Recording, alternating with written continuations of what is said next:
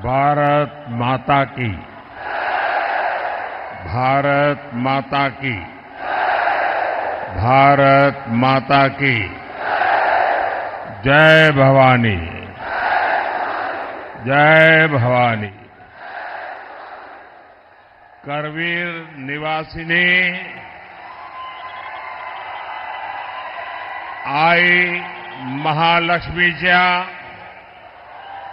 आई अंबाबाईच्या चरणी त्रिवार वंदन करतो।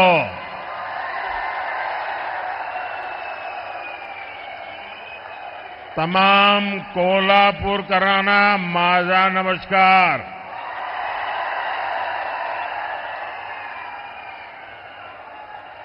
ये धरती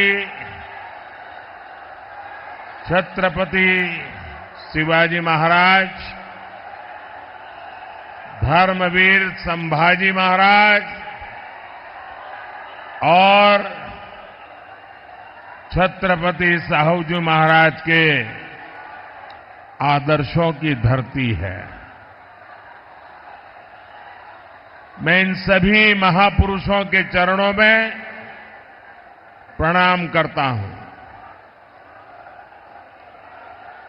साथियों, आप सब जानते हैं मैं काशी का सांसद हूं और आज करवीर काशी आया हूं। ये मेरा सौभाग्य है। साथियों, हमारे कोल्हापुर महाराष्ट्र का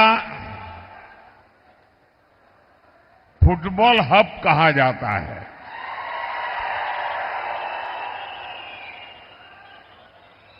फुटबॉल यहां के युवाओं में बहुत पॉपुलर है और आपको अगर फुटबॉल की भाषा में मैं बताऊं तो कल दूसरे चरण का मतदान पूरा होने के बाद बीजेपी और एनडीए 2-0 से आगे चल रहे हैं।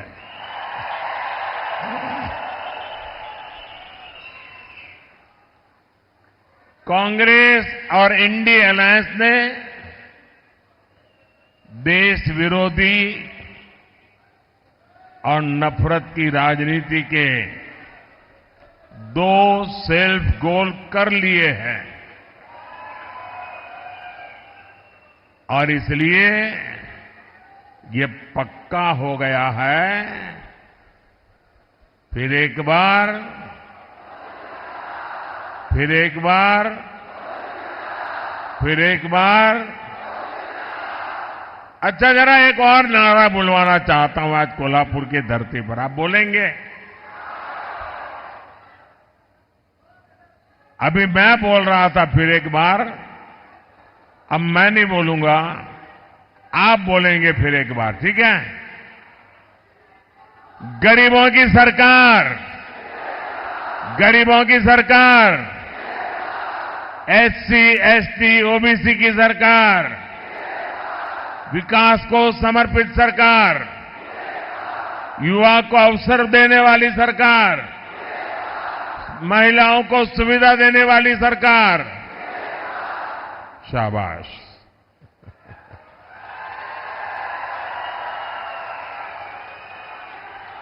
भाई और बहनों,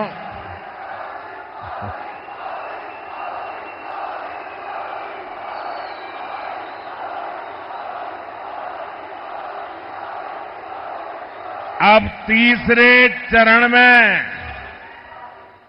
बॉल कैरियर की जिम्मेदारी कोल्हापुर वासियों के पास आने वाली है। मुझे विश्वास है आप ऐसा गोल दागेंगे, ऐसा गोल दागेंगे कि आगे के सारे राउंड भी इंडिया अलायंस वाले चारों खाने चित रहेंगे।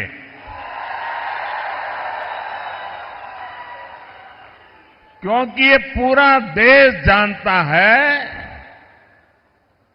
जगत भारी कोल्हापुरी,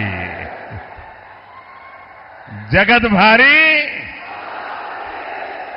साथियों, चुनाव के पहले ही मैंने कहा था, ये चुनाव विकसित भारत के संकल्प का चुनाव है। लेकिन जैसे ही कांग्रेस पार्टी और उसके दोस्तों को ये एहसास हुआ कि वो विकास के ट्रैक रिकॉर्ड में एनडीए की बराबरी नहीं कर सकते, उन्होंने अपनी रणनीति बदल ली। इसलिए इंडिया अलायंस वालों ने खुलकर देश विरोधी एजेंडा और तुष्टीकरण के हथकंडों का इस्तेमाल करना शुरू कर दिया है।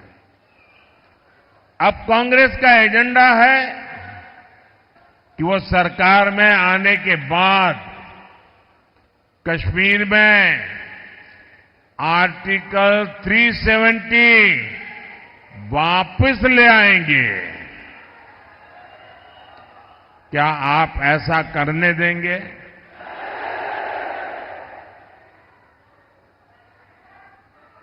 अब किसी में हिम्मत है कि मोदी के इस कदम को पीछे हटा सके? ये लोग कह रहे हैं कि इनकी सरकार बनी तो ये लोग सीएए कानून रद्द कर देंगे। क्या ये देश उनको करने देगा? और अगर करने जाएंगे तो उनकी हालत क्या होगी, उनको पता है क्या? अब आप मुझे बताइए, जिन लोगों के 3 अंकों में लोकसभा सीट जीतने के लाले पड़े हो, क्या ये इंडिया अलायंस वाले सरकार के दरवाजे तक भी पहुंच सकते हैं क्या? और उनका तो हाल ये है जी, वो ऐसी फॉर्मूला बना रहे, 1 साल 1 पीएम, ये फॉर्मूला निकालने में लगे हैं।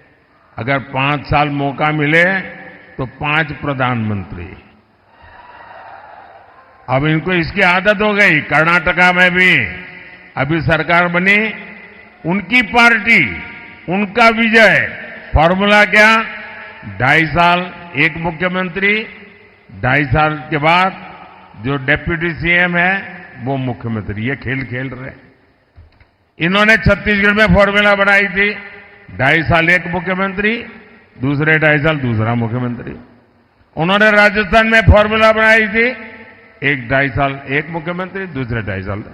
और हुआ क्या? ये फॉर्मूला निकालने वाले लोग 5 साल में 5 प्रधानमंत्री देश पर थोपने के सपने देखने वालों को ये देश कभी भी सहन करने वाला नहीं है। और इसलिए ये लोग देश पर गुस्सा उतार रहे हैं। कर्नाटका और तमिलनाडु में कांग्रेस और इंडिया अलायंस के लोग क्या भाषण कर रहे हैं? दक्षिण भारत को तोड़कर अलग देश बनाने की मांग कर रहे हैं। आप मुझे बताइए, अहद पेशावर, अहद पेशावर तहत तंजावर, हिंदवी स्वराज्य।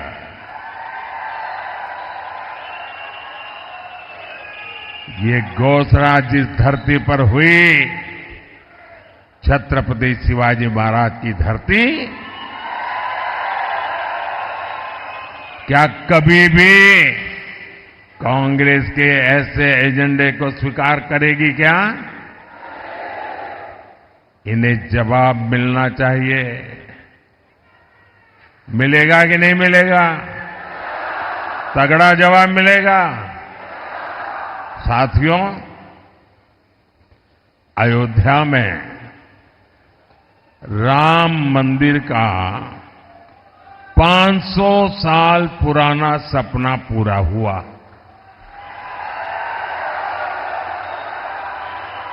दशकों तक राम मंदिर को बनने से रोकने वाली कांग्रेस ने उसका भी बहिष्कार किया।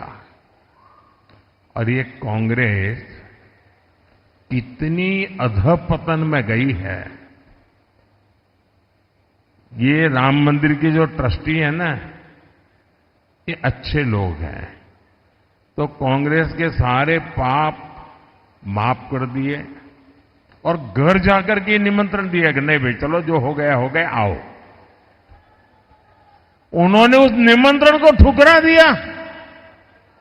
क्या कोई कभी प्रभु राम के दरबार में जाने का निमंत्रण ठुकरा सकता है क्या? ऐसे लोगों पे भरोसा कर सकते हैं क्या? अरे कांग्रेस वाले, जरा आईने में चेहरा देखो। वो अयोध्या के अंसारी, अयोध्या का वो अंसारी परिवार जो जिंदगी भर राम मंदिर के विरुद्ध अदालत में केस लड़ता रहा। उसके पिताजी भी लड़ते रहे, वो भी गुजर गए, वो भी लड़ता रहा। लेकिन जब न्यायालय ने कहा कि भाई ये राम मंदिर है, तो वो अंसारी खुद प्रभु राम के प्राण प्रतिष्ठा के कार्यक्रम में आकर के वहां मौजूद रहे। जिंदगी भर लड़ाई लड़ी, लेकिन फिर राम के शरण आए और ये राम का निमंत्रण ठुकरा दिया। जो राम को ठुकराएगा उसको आप क्या करोगे? आप क्या करोगे? आप क्या करोगे? जो डीएमके पार्टी, वो उनकी खासम खास वो कह रही है, सनातन को गालियां देने पर अब उतारू है। कहती है ये सनातन तो डेंगू है, मलेरिया है। और जो लोग सनातन के विनाश की बात करते हैं, उन्हें इंडी अगाड़ी के लोग महाराष्ट्र बुलाकर उनका सम्मान करते हैं।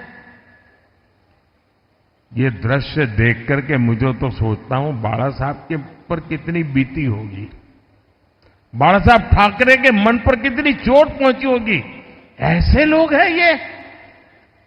इतना ही नहीं, इंडी अगाड़ी वोट बैंक की राजनीति में इतना गिर गया है कि शिवाजी महाराज की धरती पर ये औरंगजेब को मानने वालों से जाकर के मिल गए हैं। नकली शिवसेना इन सब एजेंडों में इन लोगों के साथ कंधे से कंधा मिलाकर चल रही है। आज बाला साहब ठाकरे होते तो इनकी ये हरकतें बहुत दुखी करती, और आज भी उनकी आत्मा जहां भी होगी सबसे ज्यादा दुखी उनके इन कारनामों से होती होगी। साथियों, तुष्टीकरण और वोट बैंक की राजनीति करने वालों की नजर अब लोगों की कमाई और दलित पिछड़ों के आरक्षण पर पहुंच गई है। कांग्रेस के शहजादे, उन्होंने घोषणा की है कि वो आपकी संपत्ति की, महिलाओं के गहने, और सोने चांदी की जांच करवाएंगे। आपकी कमाई को कांग्रेस उन लोगों में बांटेगी जिनका ये देश पर पहला हक है, ऐसा बताते हैं। तुष्टीकरण के लिए कांग्रेस किसी भी हद तक गिर सकती है। साथियों, कांग्रेस ने एक और ऐसी घोषणा की है जो महाराष्ट्र के हर मतदाता को जानना जरूरी है। कांग्रेस ने ऐलान किया है कि आप जीवन भर जो कमाएंगे, अपने बच्चों के लिए जो कुछ भी जोड़ते रहेंगे, वो पूरा का पूरा आपके संतानों को नहीं मिलेगा।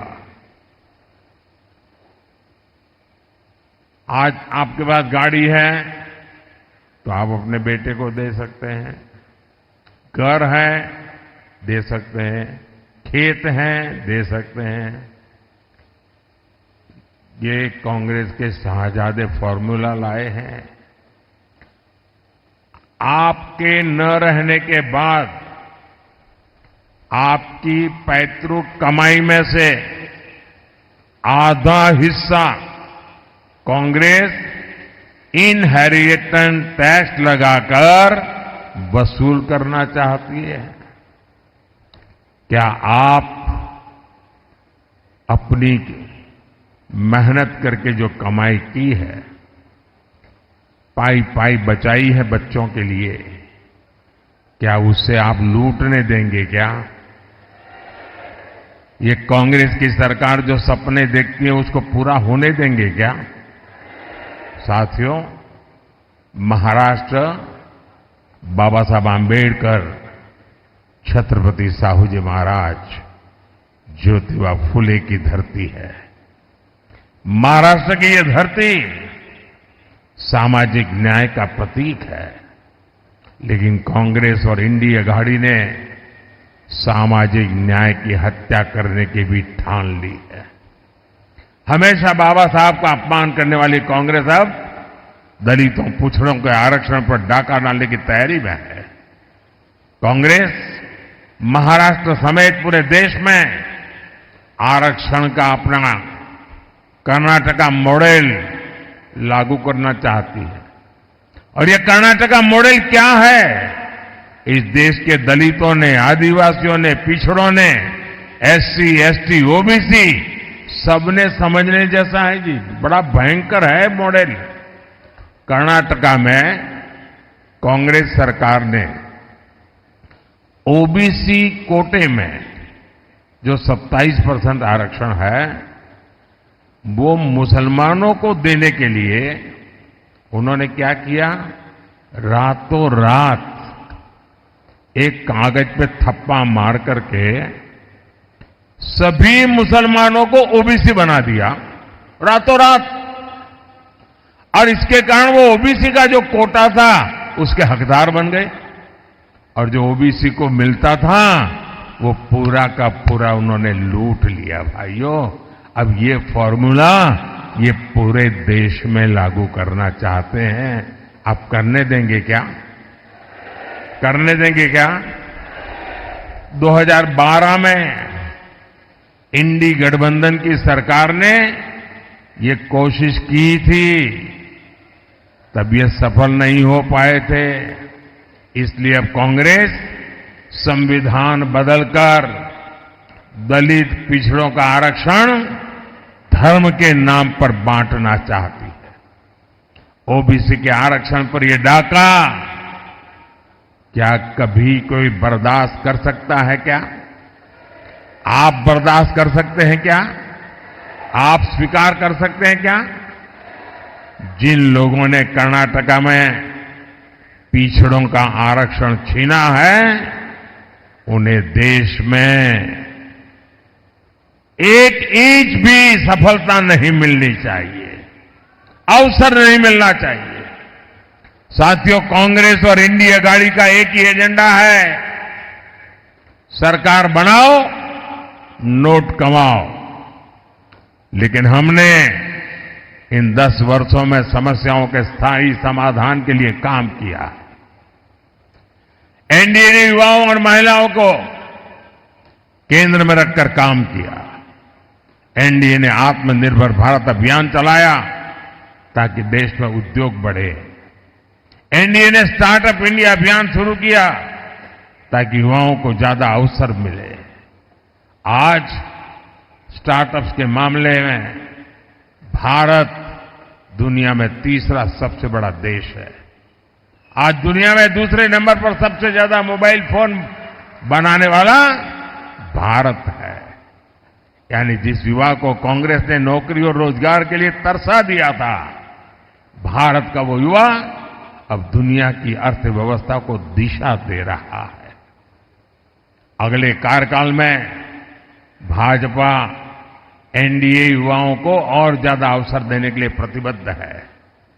इसलिए भाजपा ने घोषणा की है कि मुद्रा योजना के तहत अब 10 लाख के बजाय 20 लाख रुपए का लोन दिया जाएगा, बिना गारंटी दिया जाएगा। अगले 5 साल में हमारी सरकार इंफ्रास्ट्रक्चर पर रिकॉर्ड निवेश करेगी। इससे भी युवाओं के लिए रोजगार के नए अवसर बनेंगे। साथियों, विकास में महिलाओं की भागीदारी विकसित हो और विकसित भारत की एक गारंटी है। इसलिए महिलाओं के लिए अवसर, उनकी सुरक्षा, ये मोदी की गारंटी है। पहले जिन सेक्टर्स में महिलाओं के काम करने की पाबंदी थी, मोदी ने उस पाबंदी को खत्म कर दिया। हमारी सरकार ने रोजगार मेलों के जरिए सरकारी नौकरी में लाखों भर्तियां की है।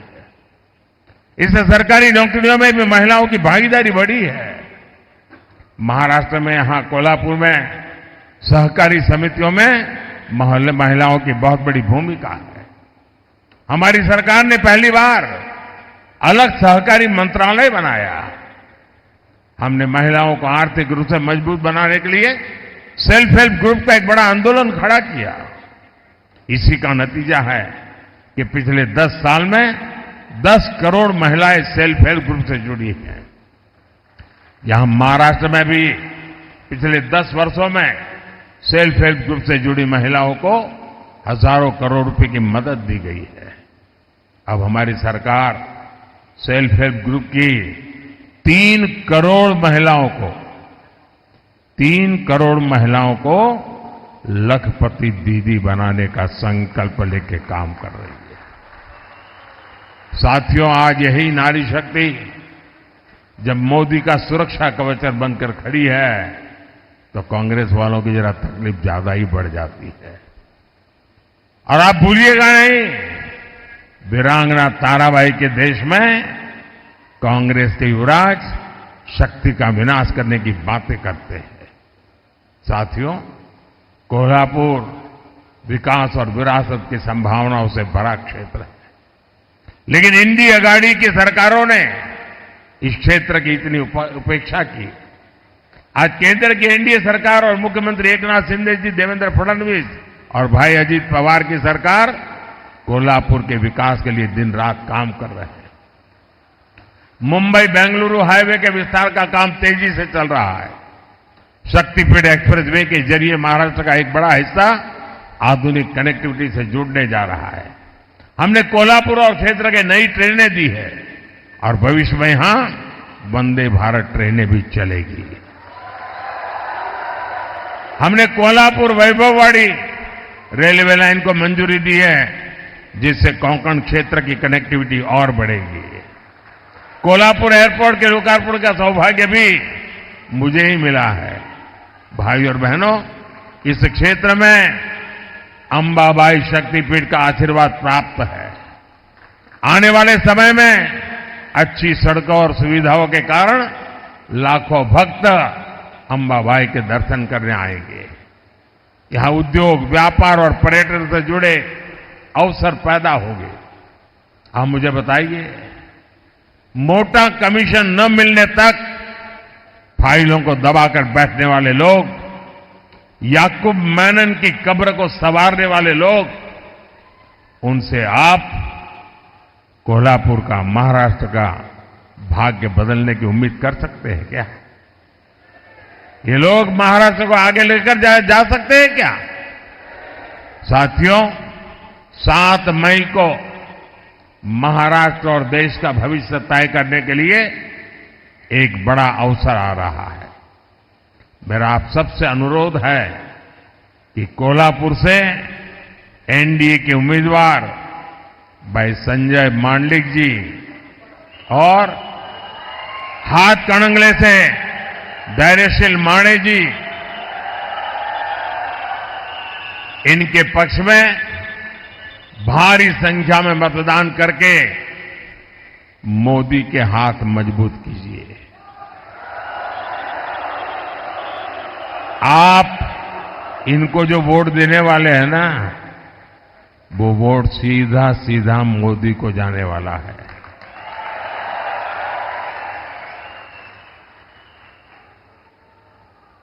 लेकिन गर्मी बहुत है, कहीं कहीं शादियां भी है, फिर भी मतदान ज्यादा होगा ना। आप घर घर जाएंगे, मतदाताओं को जगाएंगे, आप पोलिंग बूथ जीतेंगे, मतदान के पुराने सारे रिकॉर्ड तोड़ेंगे, पक्का? अच्छा, मेरा एक काम करेंगे, ये मेरा पर्सनल काम है, करेंगे? जरा हाथ ऊपर करके बताइए, करेंगे? करेंगे? मेरा एक काम करना,